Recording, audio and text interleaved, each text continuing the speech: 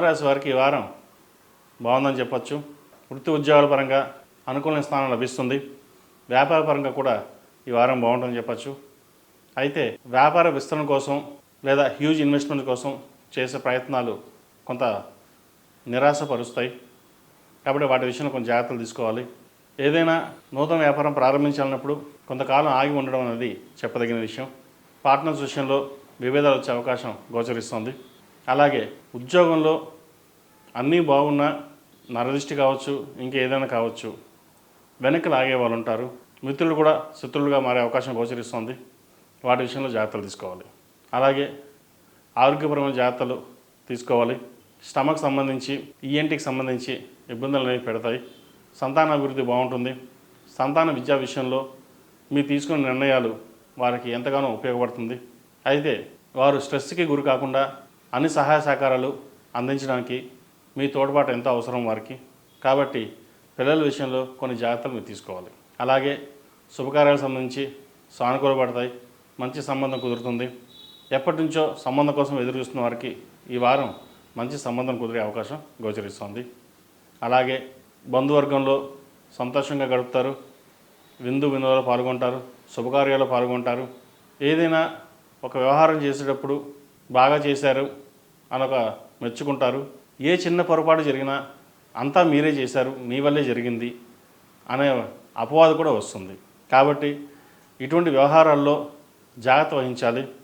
అవసరమైతే తప్ప అన్నిట్లోనూ తలదూర్చడం అనేది మంచి పద్ధతి కాదు.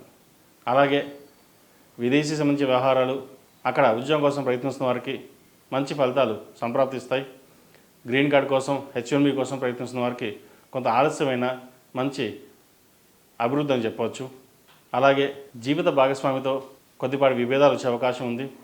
జాగ్రత్తలు తీసుకోవాలి.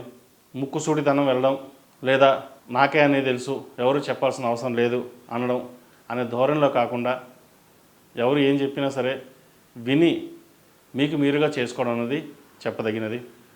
సాధ్యమైనంత వరకు మౌనంగా ఉండడానికి ప్రయత్నం చేయండి. దైవానుగ్రహం వల్ల అంతా మేలు జరుగుతుంది. మన పని మనం చేద్దాం, మిగతాది భగవంతుడికే వదిలేయండి, ఆయన చూసుకుంటారు అనే భావనకి వస్తారు. అలాగే ఉండండి. కోపాన్ని తగ్గించుకోవాలి. ఎందుకంటే మీరు చేసిన మేలు కంటే మీరు మాట్లాడే మాటలే అందరూ దృష్టిలో తీసుకుంటారు. కాబట్టి ఇటువంటి వ్యవహారాల్లో జాగ్రత్త వహించడం అనేది చెప్పదగినది. అలాగే ఈ రాశిలో జన్మించిన స్త్రీలకు వృత్తి ఉద్యోగాల పరంగా సానుకూలమైన ఫలితాలు గోచరిస్తుంది. ముఖ్యంగా విదేశాల కోసం ప్రయత్నిస్తున్న వారికి సానుకూలంగా ఉంది. వైద్య వృత్తిలో ఉన్న వారికి ఈ వారం అనుకూలంగా ఉంటుంది.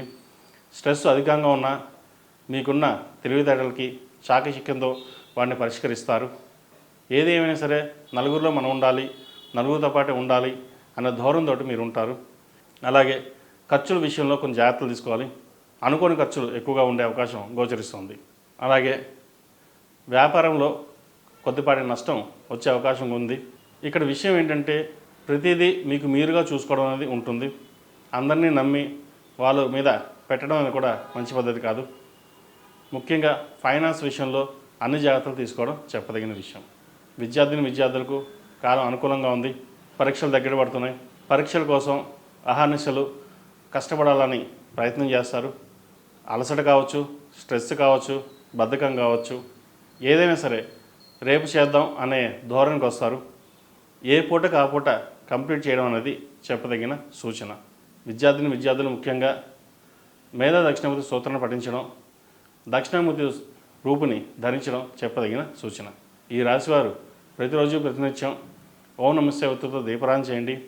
అలాగే బుధవారం నాడు వినాయకుడికి గరికతో పూజించడం, అష్టాభిషేకం చేయించడం లేదా అష్టోత్తరంతో పూజ చేయడం చెప్పదగిన సూచన.